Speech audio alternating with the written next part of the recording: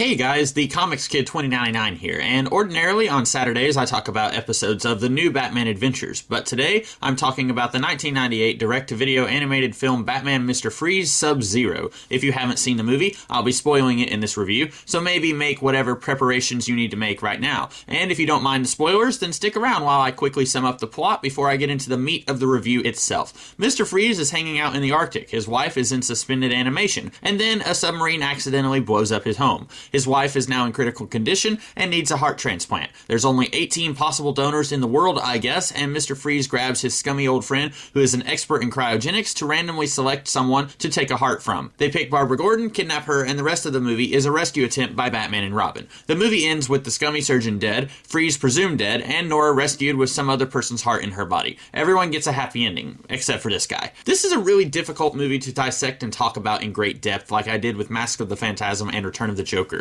While I really hated Mask of the Phantasm and really liked Return of the Joker, I don't feel like either of those movies were difficult to talk about critically. They had faults and they had redeeming qualities, and I could take each of those films on those merits. This movie, though, is an entirely different animal. Just in the opening minutes of this movie, I almost feel like this thing was created not because the creators had a story they wanted to tell, but out of some gross commercial need. The very first noise from this movie after the Warner Brothers fanfare is Danny Elfman's Batman theme from the Tim Burton Michael Keaton movies, with a logo that looks suspiciously like the Keaton logo. That, coupled with the fact that this movie came out just a year after Batman and Robin, which also featured Mr. Freeze as the bad guy, makes me think that this movie was more of a cash grab, or at least an attempt at a cash grab, than an actual artistically originated story that the creators had a desire to create. I'm not certain that this is the mindset that these people had making this movie, but it certainly seems that that is the case. And if that was the case, that only makes me talking about this movie in the same way that I talked about Mask of the Phantasm and Return of the Joker that much more difficult, but I will surely try.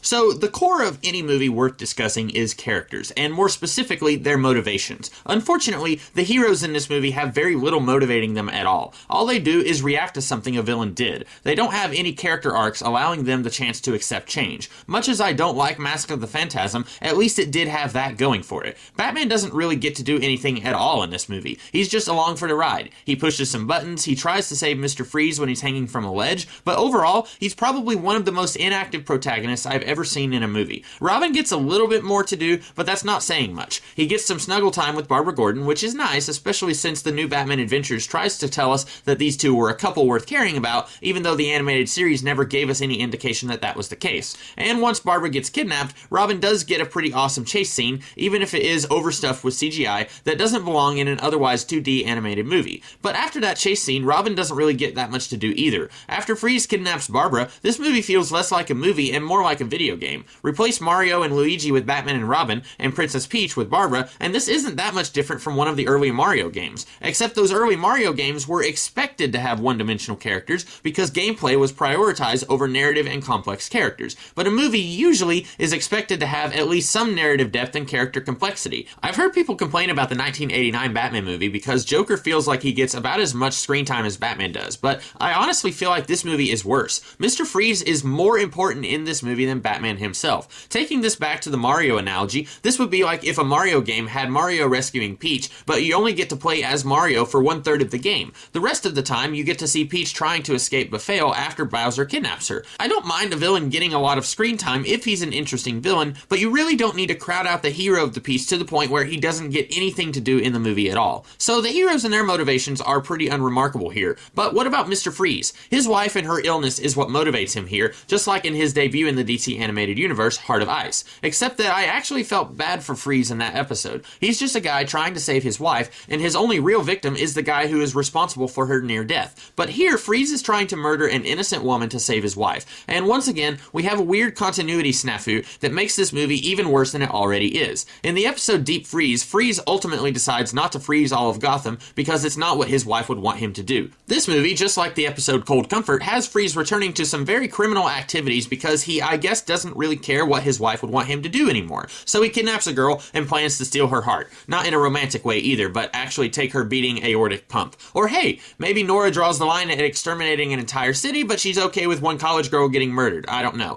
Furthermore, I feel like there was more nuance to Freeze as a character in Heart of Ice. He claims he's emotionally cold, but actually he is driven by emotions, even more than most of Batman's other baddies. But here, any complexity that he had in that episode is gone. His justification for kidnapping and planning to murder Barbara is that everyone in the world was always mean to him. Well, no, that's not true. Ferris Boyle was mean to you, but as near as we can tell, everyone else in the world was pretty nice to you. So Freeze is willing to murder a woman who did nothing wrong to him at all, but then he's willing to work with a scientist whose single defining character trait is greed. On multiple occasions, this guy says that he won't help Victor unless Victor gives him a big pile of gold. I know Victor has no need for money out in the middle of the Arctic, but can't he see that he's being a huge hypocrite when he's working with a guy who is an actual parasite, but then he's planning to kill an innocent? And I guess this movie thinks that it's making Freeze more sympathetic by adding the little Inuit boy that Freeze is raising on his side. Except the kid adds about as much to this movie as Batman does, which isn't a whole lot. He tells Barbara that Freeze isn't that bad because he's just trying to save his wife. And Barbara agrees, but she says that he shouldn't have to murder an innocent person in order to do that. And that's the extent of the nuances to Freeze's character. While he has a lot more to do in this movie, and also a lot more that motivates him to action as well, I don't feel like he's learned anything any more than Batman has. If you take away that Nora somehow got a transplant provided by Wayne Enterprises stinger at the end of the movie, Freeze would still be rampaging across the planet, kidnapping college girls with a heart that fits in Nora's body. He's just as much of a monster as he was 5 minutes ago, but since you gave him what he wants, he's just going to hang out in the Arctic and behave,